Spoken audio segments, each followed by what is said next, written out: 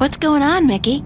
Well, the water's been fixed, so you can take a hot shower if you want. I smell that bad? No, I didn't mean that you. I just, in case you wanted to take a warm shower, I just wanted you to... the water being hot, as it were. Thanks, Mickey. Yeah. What was wrong with the pipes? They're just old, like all of Venice. They're really old. Twice a year, every year, I have to spend a half a day freezing my ass off down in the canal performing emergency surgery on the pipes. Not that I don't love doing it, especially when my so-called partner's curled up on the sofa watching soaps all day long. I'll talk to you later, Mickey. Yeah.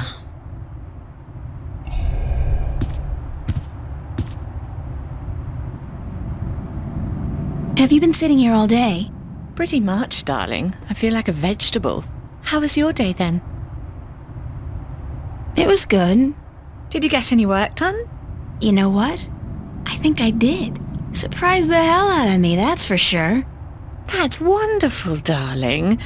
See, didn't I tell you? I knew you'd be inspired again. You were right. I usually am. What are you watching? Nothing special. We were thinking about watching a movie later, though. Yeah, which one? They have quite a few new releases out. Did you ever see Victory Hotel? No. Is it good? That's what they say. So we might catch that one. Can I ask you a few questions?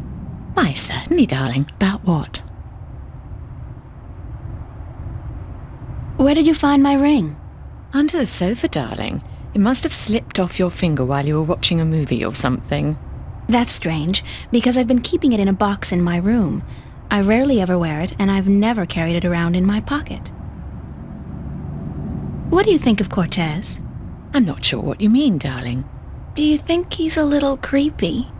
Oh, he's harmless. That old hippie's been drugged up for 50 years, and he's not likely to come down anytime soon. Mickey likes him, but I'm not a big fan. But what can I do? He just sits outside the building, smoking or reading a book. He doesn't harm anyone. How long has he been around? Oh, I don't know. A year, maybe? He just showed up one day, and he hasn't left since. He never leaves his spot? He sleeps and eats, obviously. And sometimes he goes to some revival cinema uptown. Says that second to reading, old movies are his greatest passion.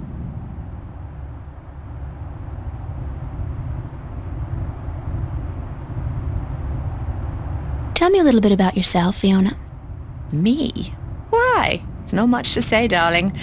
I love my job, I love Venice, and I love being with Mickey. I'm a happy girl.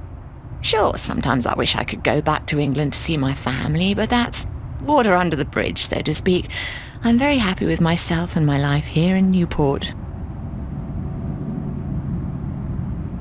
How long have you and Mickey been together? Mickey and I have been together since I was 19. She was in her late 30s then. The older, wiser, worldly woman. I found her sweet and charming and intriguing. When I finally realized she was neither of those things, it was too late. I was in love. She stole me away from my dreary British inner-city life, and she brought me here. She was no knight in shining armor, that's for sure. But she knew how to treat me like a woman. You guys make a great couple. You think so, darling? Yes, I guess we do. And the sex is amazing. You never get tired of talking about your sex life, do you? Never. And if I ever do, please shoot me. Can you tell me something about the border house? That's one of my favorite topics, darling. What precisely do you want to know? What made you decide to run a boarding house?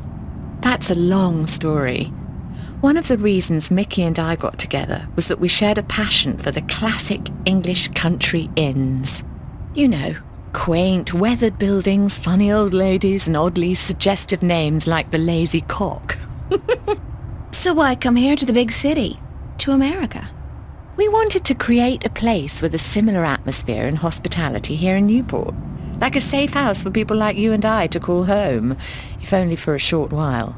So we discussed different options for a few months, and then we decided we wanted to start a boarding house for young, penniless students and artists. You decided you wanted to do that here in Venice? We knew that Venice was the place for us long before we came here, but the hard part was finding a building cheap enough. And this building was available? Not at first.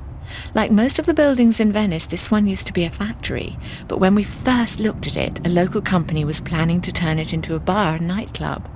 It was so perfect for our purposes, though, that we appealed to the Venice Borough Council, and after outlining our plans, they gave us the go-ahead at a reduced price, provided we kept our promises regarding our tenants.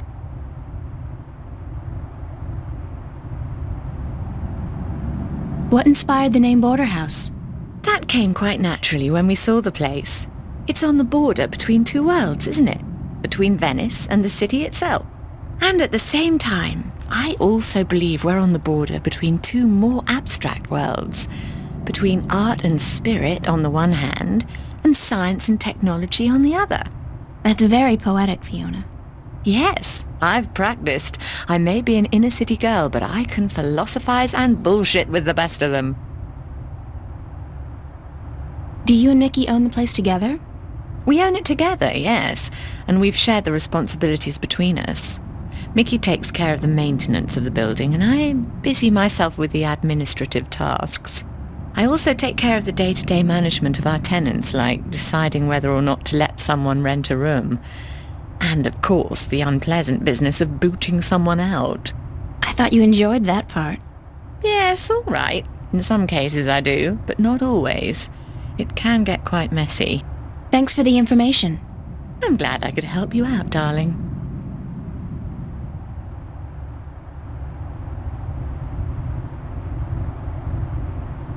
What can you tell me about Venice?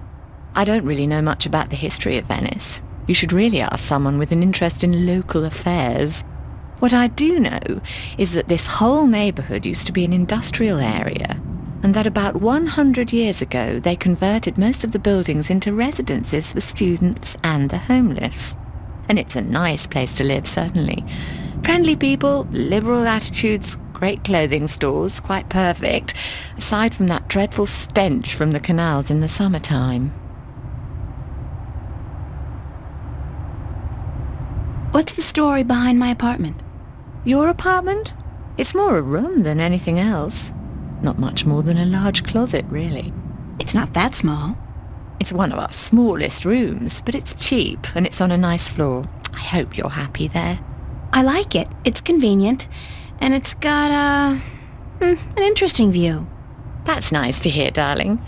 As for the story behind it, no unexplained deaths or hidden pirate treasures, I'm afraid. Just a long string of students on a tight budget. Do you like Newport? The city? I stay in Venice most of the time. It's easy to forget we're just a tiny little pocket in the middle of a sprawling urban wasteland. But do I like it? I think Newport is one of the great cities of our age. Love it or hate it, you can't argue with that. And which one is it? Love or hate? I haven't decided yet, darling. Ask me again in another 15 years. Perhaps I'll have an answer then.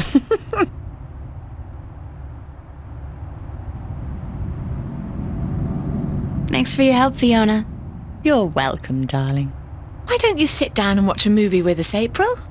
You know what? That sounds like an excellent idea.